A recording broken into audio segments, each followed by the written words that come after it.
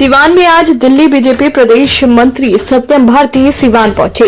सत्यम भारती के साथ भाजपा पूर्वांचल मोर्चा के प्रदेश अध्यक्ष भी सिवान पहुंचे, जहां भाजपा युवा मोर्चा के द्वारा इन दोनों नेताओं के स्वागत रेलवे स्टेशन पर किया गया।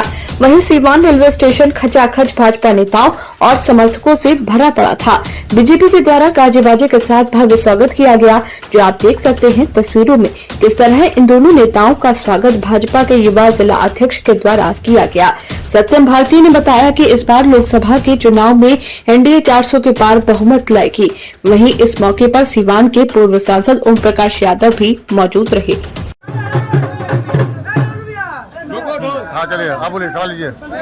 दिल्ली प्रदेश भाजपा का दायित्व मिलने के बाद आज सिवान पहुंचे नीरज जी, क्या कहेंगे? देखिए, सिवान हम लोग आए हैं कि सिवान आने वाले 2024 के चुनाव में भारतीय जनता पार्टी और एनडीए गठबंधन की जीत सुनिश्चित हो, इसका शंखानाद हो और अच्छे उम्मीदवार आए और यहाँ के नौजवान, छात्र और किसान जो भी लोग हैं सिवान के शांति, सुव्यवस्था और अपराध मुक्त के लिए संदेश देने आए हैं। नीरज जी, भाजपा लगातार कह रही है 400 पार, विपक्ष कह रहा है कि पेट्रोल 400 पार जाएगा या फिर 400 और बढ़ोतरी होगा एलपीजी पे। देखिए, विपक्ष नाम का सब तो खत्म हो चुका है, लेकिन जो विपक्ष आप किसको कहते हैं, जो परिवार में अपने बच्चे, अपने बेटी, अपने दामाद और अपने परिवार के लिए सारे लोग विपक्ष के लोग, कोई ऐसा विपक्ष में लीडर नहीं है जिसके परिवार और उसके लीडर पे करोड़ों अरबों रुपया का घोटाला का चार्ज नहीं हो। इस देश में एक ही नेता है, नरेंद्र भाई मोदी, जो पूरे देश के लिए सोचते हैं, नौजवान के लिए सोचते हैं, किसान के लिए सोचते हैं, गरीब के लिए सोचते हैं, मजदूर के लिए सोचते हैं। सिवान लोकसभा सीट पर क्या होगा? बड़ी गहमा गहमी है लगातार। कोई गहमा गहमी नहीं है। सिवान सीट एनडीए गठबंधन जीतेगी।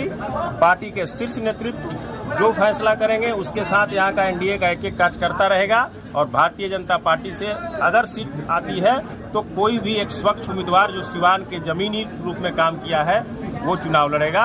कोई भी ऐसा व्यक्ति नहीं जिसका फोन नहीं उठता हो, जो समाज से नहीं जुड़ा हो, जो बूथ से नहीं जुड़ा हो। इसमें कार्यकर्ताओं में एक लहर है कि इस बार कार्यकर्ता कोई लड़ेगा जो जमीन से। ओम प्रकाश यादव हो सकते हैं क्या उम्मीदवार? एकदम हो सकते हैं, हमारे पूर्व सांसद रहे, कोई भी हो सकता है। भाजपा का तो एक मंडल का पदाधिकारी भी लोकसभा उम्मीदवार हो सकता है।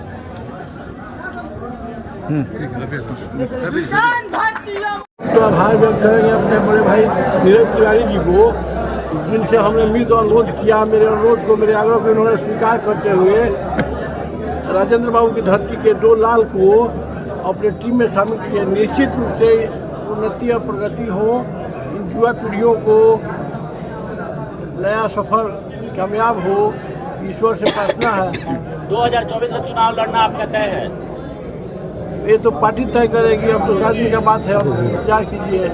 सोशल मीडिया पर आपके फेसबुक अकाउंट से भी देखा गया था कि चुनाव इस बार लड़ना मुझे तय है, पार्टी टिकट दे या ना दे उसे? नहीं, पार्टी टिकट क्यों नहीं देगी? हमने शीर्ष नेतृत्व को बताने का काम किया है कि गोयर खेत बतैया नहीं दिया जाता है जी, और बार बार वोट देने का क्या उचित है। सिवान जो स्थिति परिस्थिति थी उसे निजात दिला करके अब इसको गोयर बना दिया गया है। इनकेस अगर टिकट आपको नहीं मिलता है फिर भी आप चुनाव 2024 लोकसभा का लड़ेंगे? देखिए, लोकतंत्र में जनता मालिक होती है, जनता के पास सत्ता की चाबी होती है।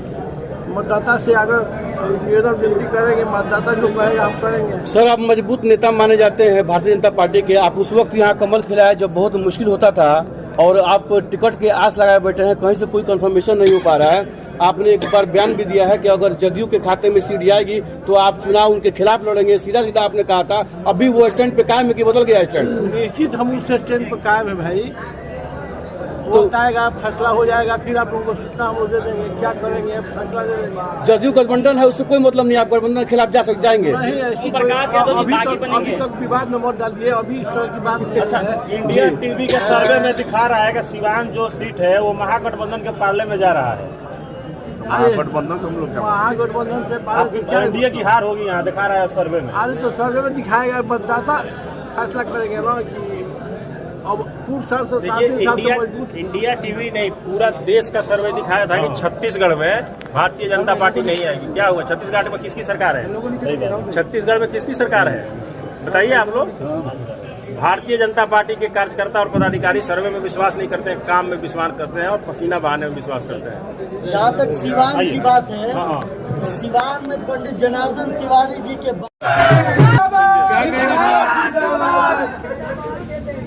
आज सिवान पहुंचे हैं, क्या कहेंगे सत्यम? देखिए, सिवान की धरती पर, सिवान मेरी माटी है। मैं अपने माटी को पार्टी के शीर्ष नेतृत्व द्वारा जो दायित्व मिला है, उस दायित्व को पाने के बाद अपनी माटी को नमन और वंदन करने आया हूं। और इसी के साथ मोदी जी की गारंटी का वो संदेश लेके आया हूं कि इस देश के लिए मोदी जरूरी है।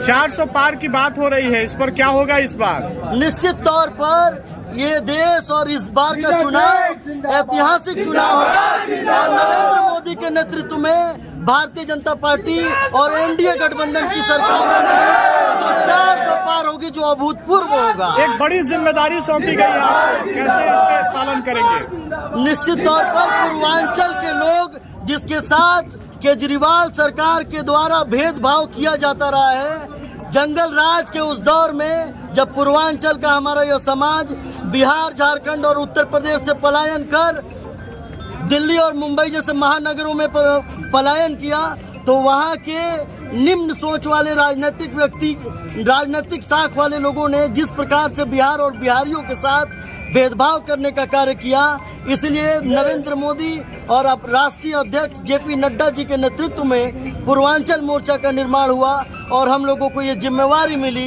कि पूर्वांचल के लोगों को मान, सम्मान और स्वाभिमान की अधिकार की लड़ाई लड़ने की जिम्मेवारी दी गई।